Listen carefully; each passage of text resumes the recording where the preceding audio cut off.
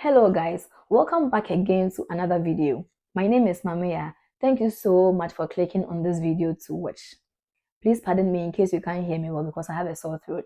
Now in today's video, I am going to talk about the things I wish I had known, or the things someone had told me, or the things you should know before you plan on relocating to the UK. Now the first thing I'm going to talk about is the issue of money. Now, because of where we come from, we always find ourselves trying to convert the money we make here into a local currency. I don't know why we do that. I know you are guilty. I'm also guilty. I don't know why we are always doing that unless you have a project back home. And then in this situation, you are always trying to convert. It makes sense. But then if you don't have any projects going on back home, I don't know why we always find ourselves trying to convert the money we make here into a local currency. When I got here last year, I used to do that. When I see something that is really, really nice, I want it. I find myself trying to convert, and I'm like, hey, this is so expensive. I can send this money to my mom, and at the end of the day, I won't even buy that thing. But later, I came to face reality. That this is where I live now, you understand? So I have to let some things go. Do you get it? Now, the other thing I would also want to add is that if you get a job and then they tell you they're going to pay you £2,000, don't be so excited and feel like you're going to get that £2,000 straight in your account because they are going to deduct you tax on that money. So assuming you're earning £2,000, you're going to maybe they might deduct you £300 or £200. So meaning you're taking 1,007 home. So that 1,007, you're going to pay your rent from that same money. You're going to pay your phone bills, your council tax, your internet, maybe if you have Netflix and stuff like that, you get it. Now, this is how the system is.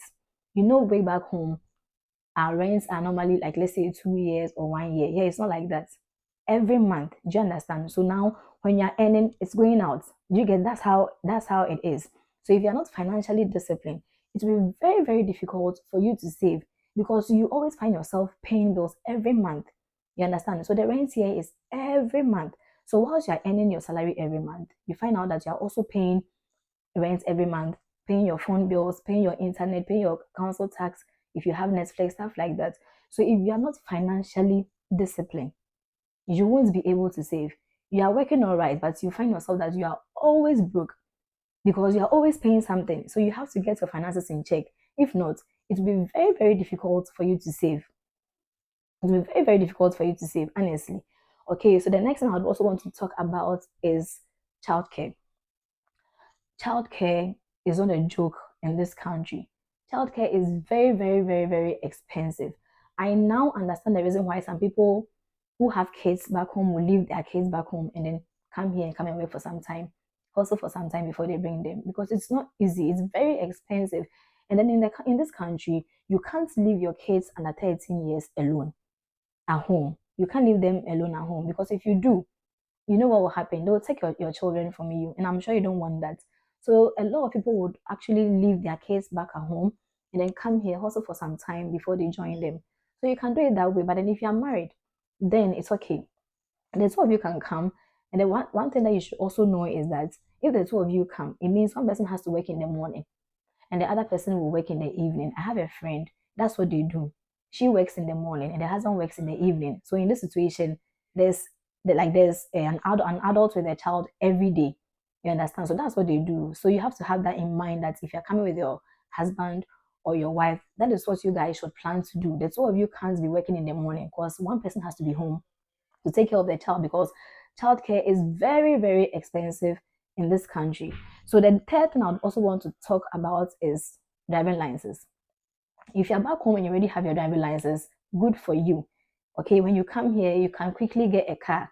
In this country, car is a necessity because of the weather. You understand? So you can come and then get your car with your international driving license. You are allowed to drive for 1 year with your home country's license. Do you understand? So what I would say is don't wait for it to expire. Whilst you have your car here and you are driving, you can start taking your lessons like the practical. No, not the practical, the theory.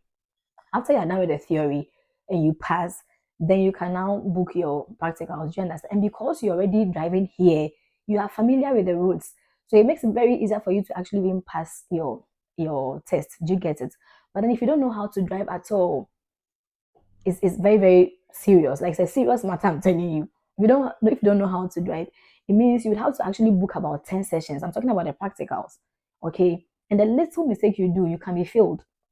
So if you know you don't have your license back home and you're planning to relocate, I would advise you start. Me, for instance, with this one, I'm telling you, I knew about it, but I think I have a phobia for driving. My husband tried teaching me, but Charlie, it wasn't going well. So as I'm talking to you now, I'm now trying to get my theory test before the practicals. So if you don't know how to drive at all, it means you have to book about 10 sessions for the practical also. So you understand what I'm trying to say. So if you don't have your license back home and you're planning to relocate, please do. Please get it before you come. And if you have it already and you come here, hallelujah to you. Okay, you can be driving and all of. Don't wait for the 1 year to expire. Whilst you are driving, be taking those tests. Because if you don't do that and it expires, it means you have to park your car. If your international driver license expires, you can't drive. You understand? If it's expired, you can't drive. You'd have to park it there and then make sure you get the license here before you can go back to your car again. I'm not sure you want it that way. So whilst you come here and you are driving, start taking your lessons. Okay, so before it even expires, you already have your license here. I hope it makes sense. And the next thing I'd also want to talk about is the issue of hospital, that kind of thing. Way back home, when you're not feeling well, you can just take your bag and say, I'm going to the hospital. You understand? Here, you can't do that. So you can't. If you're not well and you go to the hospital, they'll tell you to go back home. Go and book an appointment online. Do you understand? You can't just walk to the hospital and say you're not feeling well, so they should take care of you. No, no, no, no. They'll tell you to go back home. Go and book appointment first before. And even when you book the appointment, you don't even know if they're going to call you tomorrow or the other day or something like that. You don't know. So you just be there waiting for them. So it's not like the way we do it in Ghana or Nigeria or other African country. You can't just walk in a clinic and say you're not feeling well unless it's an emergency. Okay, unless it's an emergency. If not, and you have your own money and you want to go to a private clinic, then that's fine. But then aside that, even when you are new and you want to register with them, they'll still, because when we go here, we went to a GP close to us and then we told them, oh, we are new and then we want to register with them. And they told us to go online and go and register. So everything online, everything. So even if you're not feeling well, they'll tell you to go online and go and book appointments. All right. So that's one thing I'd also want to talk about. Now, the next thing I'd also want to talk about is the fact that here you can easily switch careers. Okay, you can easily switch. It's not like the way, back home, you have to do your degree, you have to do your master's. I'm not saying degree and masters are not good, they are good. But I'm just saying that when you come here, it's not like that. Okay, all you have to do is to just go online, get some courses and do. And at the end of the day, you realize you are doing something else. You see somebody who is a carer, the next moment she says, oh, I'm now into tech. Oh, you understand? So it's easier for you to switch careers. So if you're coming here and you feel like, oh, you're confused because back home, maybe you're a banker or something and then you don't know what you're coming to do here, I'm just telling you that it is easy for you to switch careers. So don't worry about it. Okay. And then the other one I'd also want to talk about is that when you're coming, try and learn these skills like how to braid hair, how to sew, those kind of things. Because here it's very expensive. Oh. It's very, very expensive. I came here last year, February. I've not gone to the salon until now. It's very expensive. But I'm trying to go and braid my hair because I don't know how to do it. You understand? It's very expensive. It's been a year since I came. I have not gone to the salon before. Okay, but now I want to go and braid my hair, so I have to go and pay. It's expensive, so please learn how to. I know you can't learn everything, but this petty stuff that we normally do in Africa that is very cheap, it's expensive here. So learn these little stuff. Okay, learning how to braid, learn how to sew, those kind of things. Learn them before you come. Okay, so the next thing I want to talk about is credit. Back home, we don't know that kind of thing. Like we are so scared of borrowing, like so scared to buy things on credits. Hey, me, I don't like borrowing. Hey, me, this. Yeah, it is not like that. They actually live on credit. So it's just the opposite of the way Africans think. You understand? They live on credits. Here, if you're able to pay your bills on time, if you're able to pay back something on time, it shows that you are credible. Okay, so if you keep on doing these things, it builds your credit score and other stuff. Do you get it? So in this situation, if you want something like a car loan, your bank can give you. If you want a mortgage, you can get it. If you want these kind of things, they give you because they see you to be a credible person. They see you to be somebody who knows how to manage his or her finances. I think in my other video that I will do, I'm going to talk about how to build your credit score when you get into the UK. And the other thing I've also realized is that here there's no time. When I was in Ghana, I think the time was very slow, that kind of thing. But here, by the time you realize, Adiasan, like, I don't understand. It's already evening. I go to work and I close at 3:45 at work. So by the time I get home, it's around 4:30.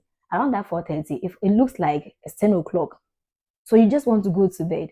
You understand? So if you're not careful, you might not be able to even have time for your family back home and even your friends, because you're always doing things quickly because you feel like time is going.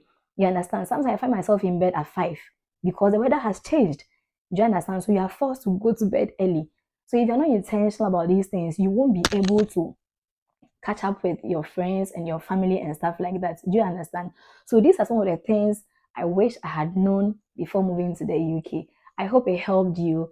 And so please like, comment, and please subscribe. Okay. Thank you so much for watching. Bye.